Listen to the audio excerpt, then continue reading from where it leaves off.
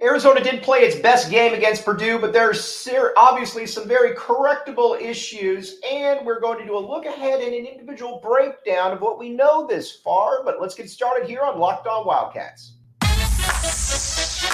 You are Locked On Wildcats, your daily podcast on the Arizona Wildcats, part of the Locked On Podcast Network, your team every day.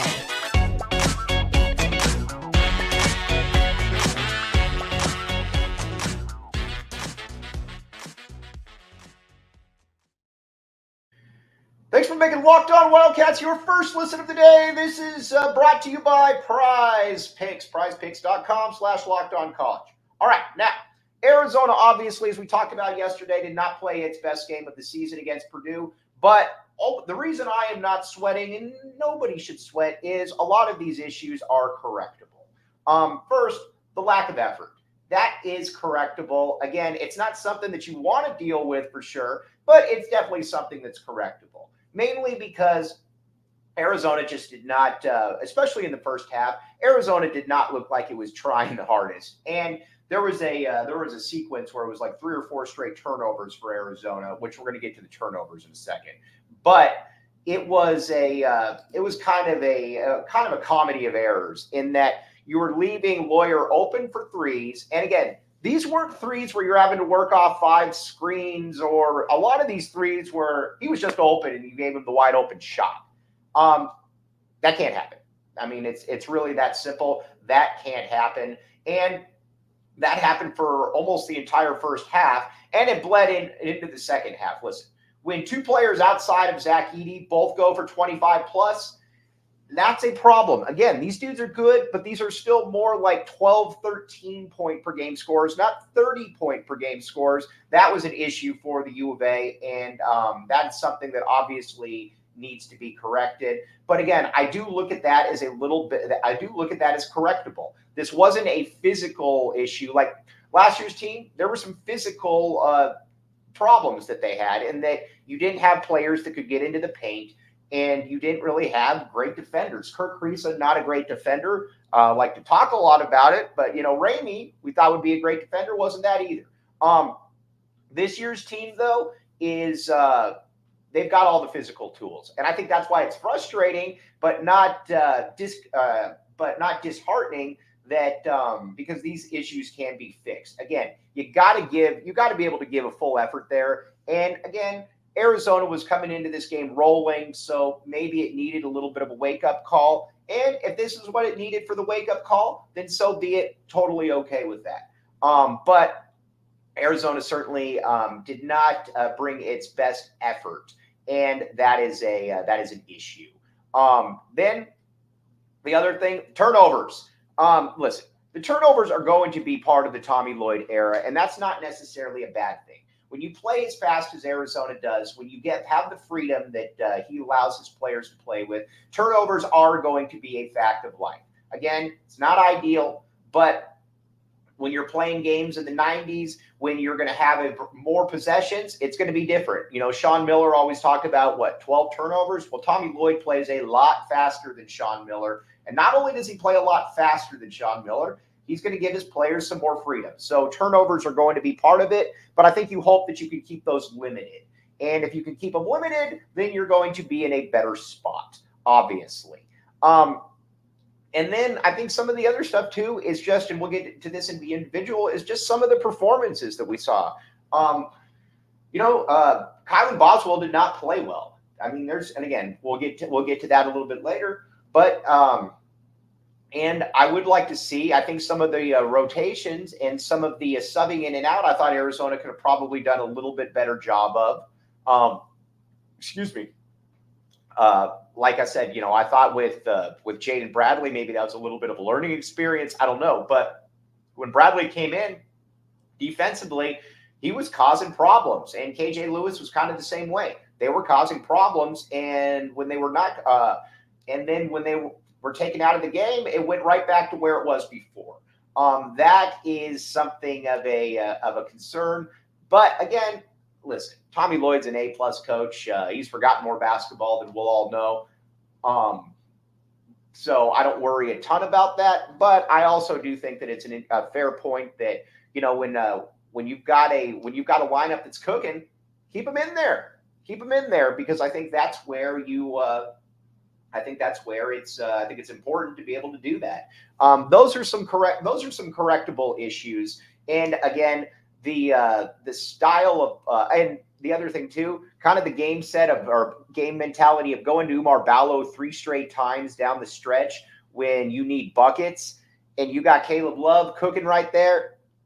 That to me is something that never made a lot of sense. I would like to see Arizona not do that in the future. How about that? But overall, Arizona was still in a position to possibly win this game while not playing its best. That shows you, too, again, the margin for error this team has. Another thing as well, Pelle Larsson has been a very good basketball player. But one of the things that he has not been, that he has had problems with in the past, are weird turnovers at weird times where he doesn't look like he's fully engaged. That reared its head against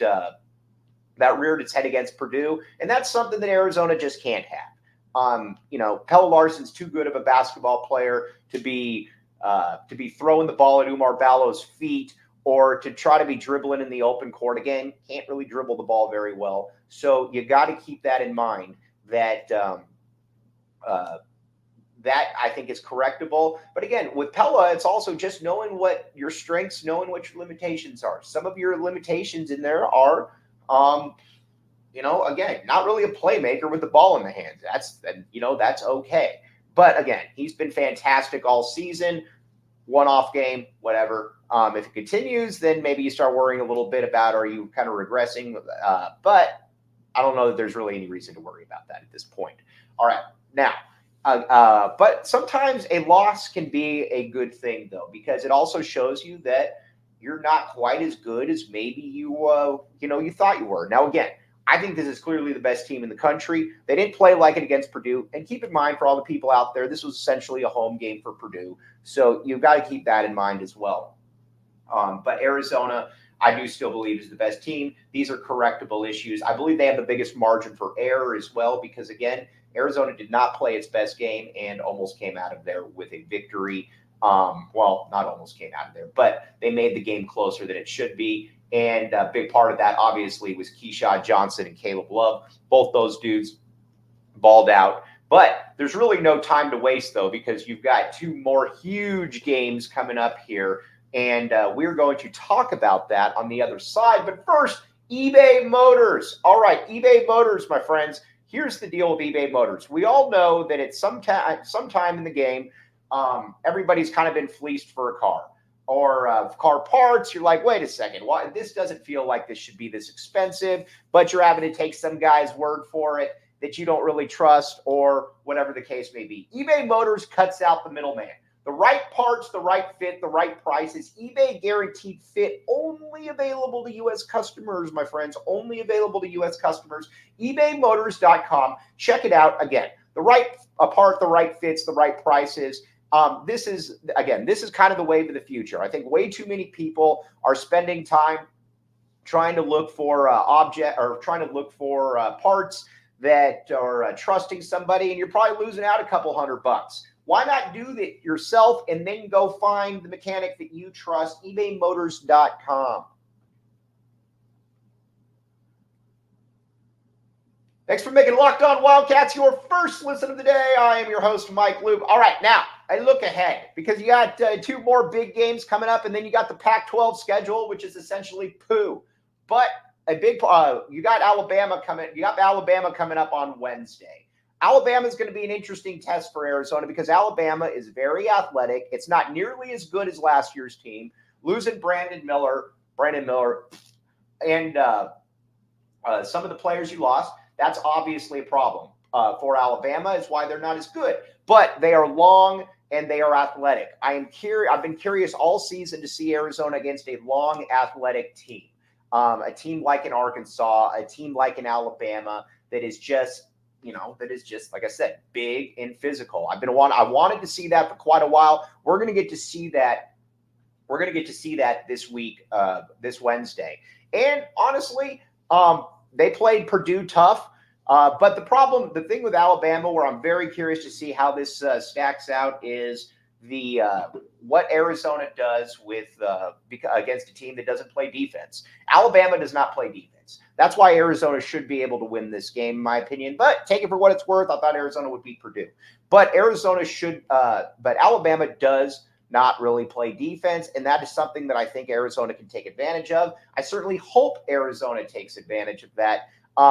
Because listen, when you've got guys that can score in the manner in which we have, that is definitely a something that you could take advantage of. And I think with Caleb Love, the way that he can get to the basket, I think with the way that Arizona can rebound, and I'd like to see a bounce back game from Kylan Boswell. And we're going to get to all the player breakdowns, player expectations here in a minute, but Alabama is going to be a nice little test. And again, it's essentially a home court game for Arizona, kind of like it was for Purdue this week. So I expect Arizona to have a very nice fan base there. And I expect Arizona to play very well. Then when it comes to FAU, Florida Atlantic.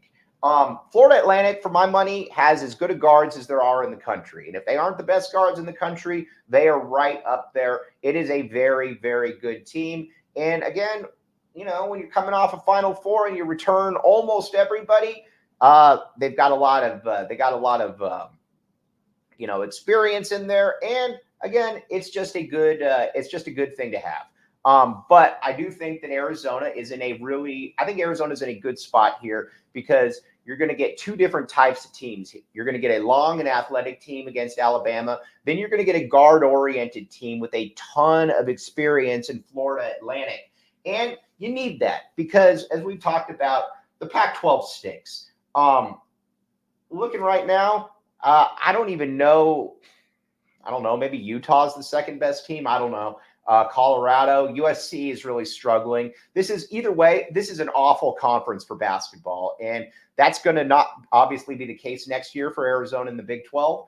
But in the Pac-12, this is not a good basketball conference. So you're not going to get tested a lot. I thought before the season that Oregon could be that team. But the problem with Oregon is the injuries. If you don't have N'Faly Dante out, if you don't have Nate Biddle, all of a sudden your height, your big advantages, those are all kind of taken by the wayside.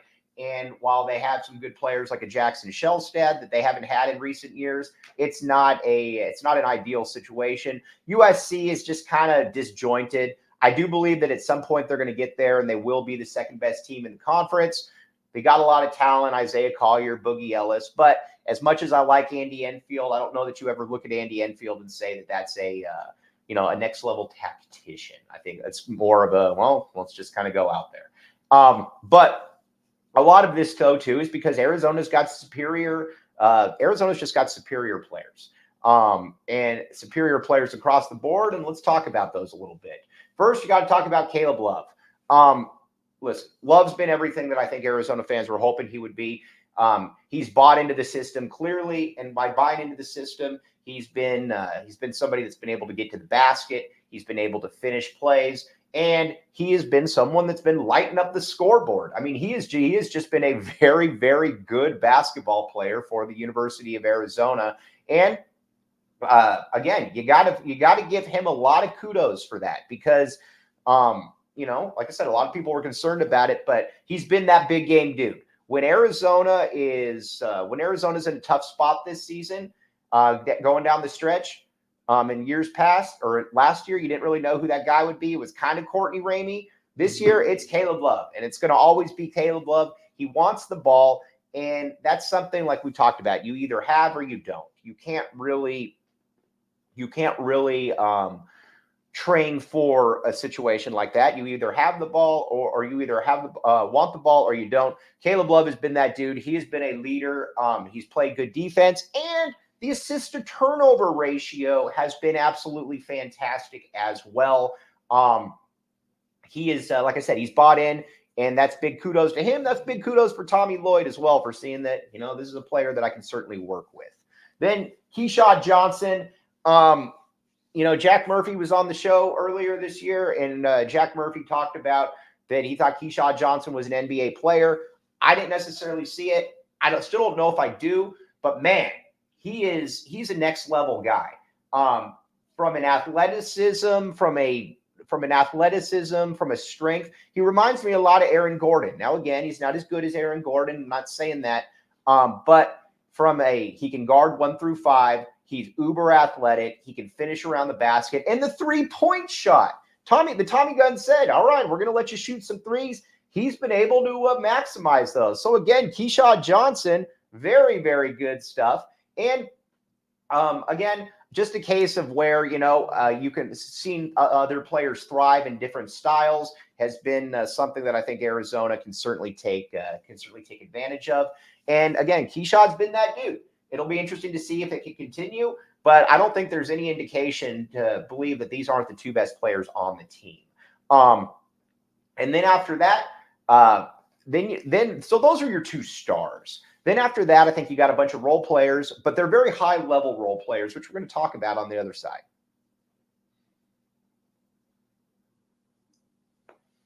Thanks for keeping it locked on Wildcats and making this your first listen of the day. I am your host, Mike Luke. All right, now we talked about Caleb Love and Keyshawn Johnson. These are your 2 stars. Talked about the team games coming up. Now let's talk about some of the other guys in the starting lineup and then some of the dudes on the bench. Oumar Ballo, I was probably a little too hard on against Zach Edey. The problem with Oumar is he's just heavy-handed. He's heavy-footed. There's no real quick twitch to Oumar, in that Oumar is going to be very much point A to point B, and that can limit you at times, and it obviously does. But again, he's still a good player, can finish around the hoop, can dunk, has caught a bunch of oops. And honestly, I thought he did a pretty good job on Zach Edey. I can't really hate on anything Oumar did in that game. But again, he's always going to be somewhat limited.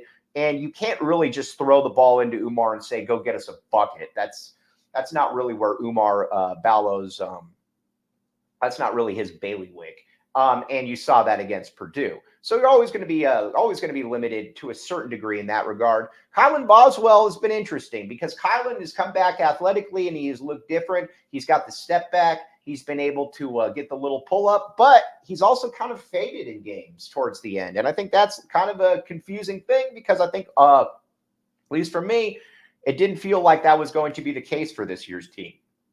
I thought he would be somebody that would be, really dependable down the stretch. And again, there's a lot of basketball to be played, but so far he's not really been that dude. He's kind of been a guy that is kind of faded down the stretch in games.